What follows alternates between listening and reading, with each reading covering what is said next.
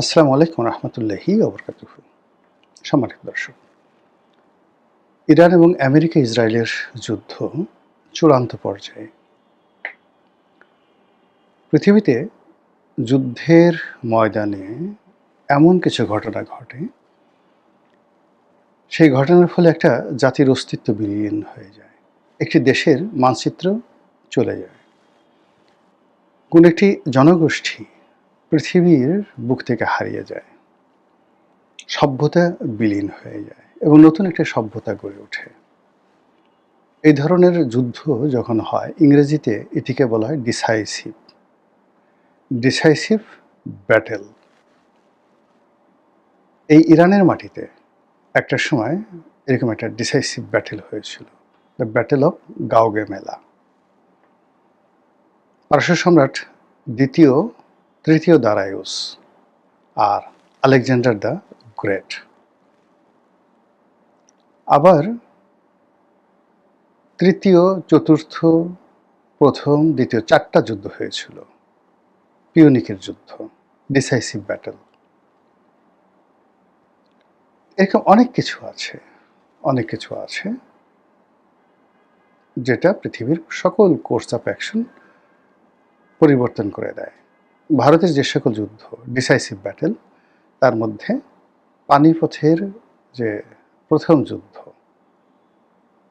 এটিকে বলা হয় ডিসাইসিভ ব্যাটেল। ভারতের ইতিহাস মানচিত্র পরিবর্তন করে দিয়েছে। তো এখন এই শতাব্দীর মধ্যে যতগুলো যুদ্ধ হয়েছে, আপনি বোঝার চেষ্টা করুন, এই শতাব্দীতে কিন্তু দুটো মহাযুদ্ধ হয়েছে। প্রথম মহাযুদ্ধ, দ্বিতীয় মহাযুদ্ধ, that is also decisive battle. কিন্তু প্রথম মহাযুদ্ধ এবং দ্বিতীয় মহাযুদ্ধের চাইতেও ইরান এবং আমেরিকার এই যুদ্ধটি, এটি মোর ডিসাইসিভ। এর কারণ হলো যে আমরা শিক্ষা, সভ্যতা এবং উন্নয়নের যে চরম শিখরে পৌঁছে গেছি, বিজ্ঞানের যে সর্বোচ্চ আধুনিকায়ন, আমাদের মধ্যে এখন যেভাবে আর্টিফিশিয়াল ইন্টেলিজেন্স কাজ করছে, যেভাবে সামাজিক যোগাযোগ মাধ্যম কাজ করছে, যেভাবে মিলিটারি যে টেকনোলজি কাজ করছে, এটি এই পৃথিবীতে কখনোই ছিল না। আর এই সব প্রযুক্তি, সকল টেকনোলজি একত্রে সম্মিলিতভাবে এই যুদ্ধের ময়দানে প্রদর্শিত হচ্ছে।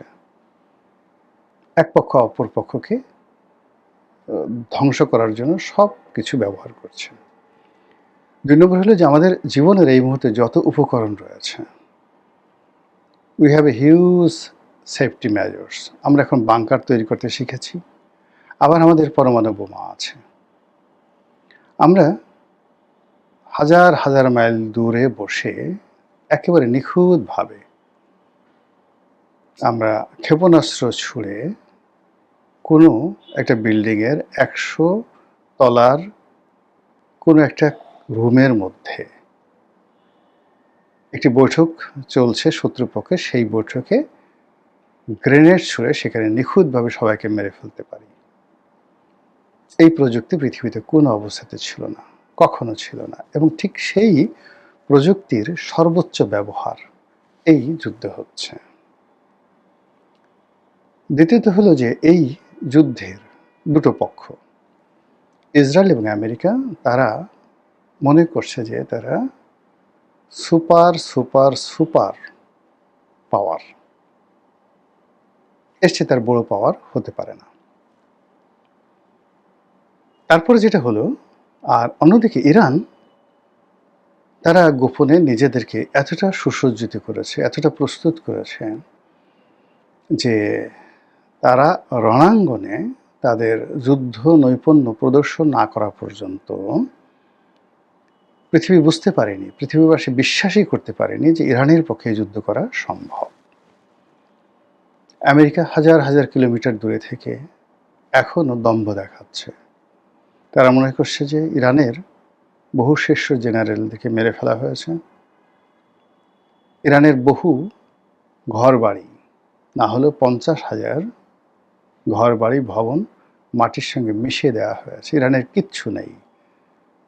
ডোনাল্ড ট্রাম্পের ভাষায় তাদের নেভি নেই, নৌবাহিনী নেই, তাদের বিমান বাহিনী নেই, তাদের বিমান নেই, তাদের সেনাবাহিনী নেই, ক্যান্টনমেন্ট নেই, সব কিছু আমরা ধ্বংস করে দিয়েছি, কাজে আমরা যুদ্ধে জয়লাভ করেছি।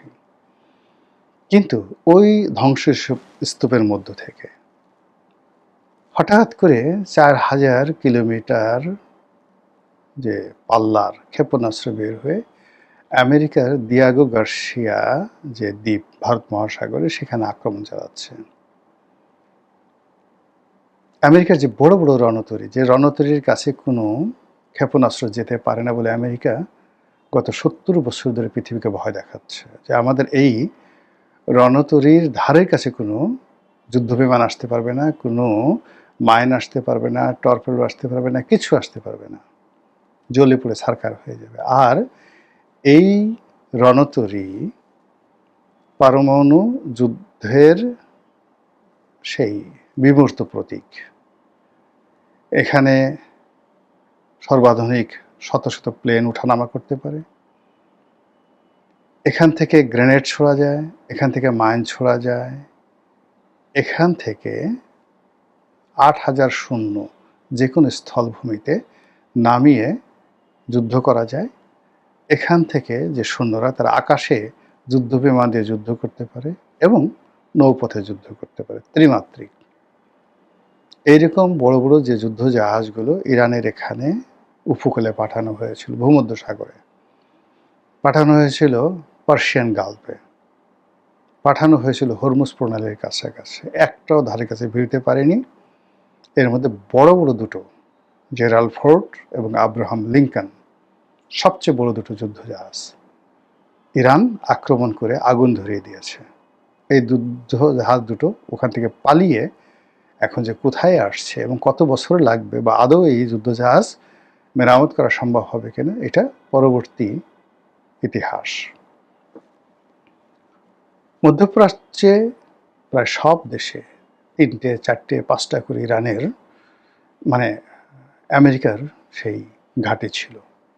যাদের সবচেয়ে বড় ঘাঁটি কাতারে, ইরাকে তাদের ঘাঁটি, কুয়েতে, বাহরাইনে, দাম্মানে মানে সৌদি আরবে, সব দেশে তারা ঘাঁটি তৈরি করে সেই ঘাঁটিগুলোকে তারা বলছিল যে এইগুলো আকাশ প্রতিরক্ষা দ্বারা এমনভাবে তারা নিরাপত্তা বিধান করেছে যে এখানে কেউ আক্রমণ করতে পারবে না। এবং এই যে ওই দেশে আমেরিকান সৈন্য থাকে, এর সমস্ত ব্যয়ভার সংশ্লিষ্ট আরব রাষ্ট্রটির কাছ থেকে তারা নিত। আর ওই রাষ্ট্রকে তারা ভয় দেখাতো, বলতো যে আমাদের এই সৈন্য রাখো, ফলে পৃথিবীর কেউ তোমাকে আক্রমণ করতে পারবে না। ইরানকে এবং ইসলামী বিভিন্ন জঙ্গি গ্রুপকে তারা আমেরিকাই অনেক সময় মদত দিয়েছে বিভিন্ন সময়, যেন তাদের ঘাঁটিগুলো মধ্যপ্রাচ্যে থাকে এবং সেই ঘাঁটিগুলো ব্যবহার করে তারা মধ্যপ্রাচ্যকে শোষণ করতে পারে।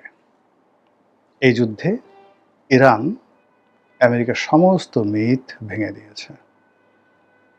মধ্যপ্রাচ্যের 17টি দেশে একই সঙ্গে তারা আক্রমণ করেছে, প্রত্যেকটা ঘাঁটি তছনছ করে দিয়েছে এবং বেশিরভাগ ঘাঁটি মাটির সঙ্গে মিশিয়ে দিয়েছে এবং সেখানে একটি প্রাণীও জীবিত নাই, হয় পালিয়ে গেছে, মরে গেছে, একটা স্থাপনা নাই। এই হলো বাস্তব অবস্থা। আর এর ফলে আরব দেশগুলোর মধ্যে যে কম্পন শুরু হয়েছে, যে ভীত সন্ত্রস্ততা শুরু হয়েছে, যেটা আপনি কল্পনা করতে পারবেন না এই মুহূর্তে। খোদ আমেরিকাতে যাকে বলা হয় কান্নার রোল পড়ে গেছে। ইরানের প্রথম সারির যে সকল নেতৃবৃন্দ রয়েছেন, সামরিক নেতৃবৃন্দ, রাজনৈতিক নেতৃবৃন্দ, অনেকে নিহত হয়েছেন। কিন্তু একটার পর একটা জায়গা পূর্ণ করে যারা ফেলেছেন নতুন নেতৃত্ব, তারা আগের নেতৃত্বের সাথে আরও চৌকস, আরও আধুনিক, আরও স্মার্ট। আমেরিকাকে মানে রীতিমতো ভীত সন্ত্রস্ত করে ফেলছে নতুন নেতৃত্ব, তাদের কথা সব কিছু। এবং যুদ্ধের প্রথম 7 দিন তাদের সাথে কেউ দাঁড়ায়নি, মানে ইরানের সঙ্গে। এখন তাদের সঙ্গে উত্তর কোরিয়া, তাদের সঙ্গে রাশিয়া, তাদের সঙ্গে তুরস্ক, তাদের সঙ্গে যাকে বলা হয় চীন, সব কিছু দিয়ে সহযোগিতা করছে। যুদ্ধের প্রথম 7 দিনে সারা দুনিয়ার মার্কিন তাবেদার রাষ্ট্রগুলো সব তাদের সাথে ছিল, এখন একজনও নেই, not a single one, America একা। শুধু তাই নয়, আমেরিকার মধ্যে, উইদিন আমেরিকার মধ্যে সিআইএ, পেন্টাগন এবং মার্কিন মেরিন, হোয়াইট হাউস, প্রতিনিধি পরিষদ মানে কংগ্রেস, সিনেট এবং তাদের যে জাস্টিস ডিপার্টমেন্ট এবং একই সঙ্গে তাদের যে সেক্রেটারি অফ স্টেট মানে পররাষ্ট্র দপ্তর একে অপরের সাথে ঝগড়া করছে। এ বলছে এর দোষ, ও বলছে ওর দোষ, এ বলছে যুদ্ধে যাব না, ও বলছে পদত্যাগ করব। পুরা ডোনাল্ড ট্রাম্পকে রীতিমতো মৃত্যুর মুখে ঠেলে দিয়েছে। একই অবস্থা ইসরায়েলে।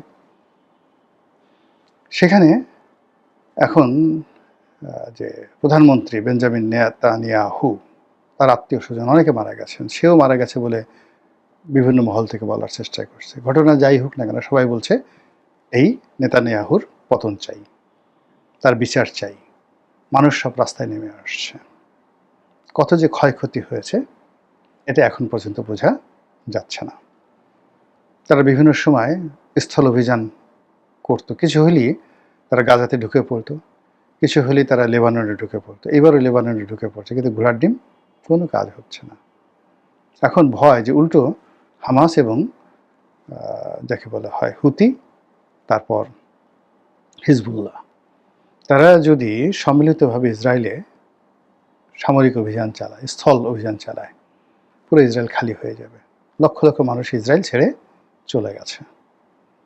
এই অবস্থায় বলতে গেলে নাকে খত দিয়ে আমেরিকা হাত জোড় করে ভিক্ষা প্রার্থনা করছে শান্তি চুক্তির, যুদ্ধবিরতির।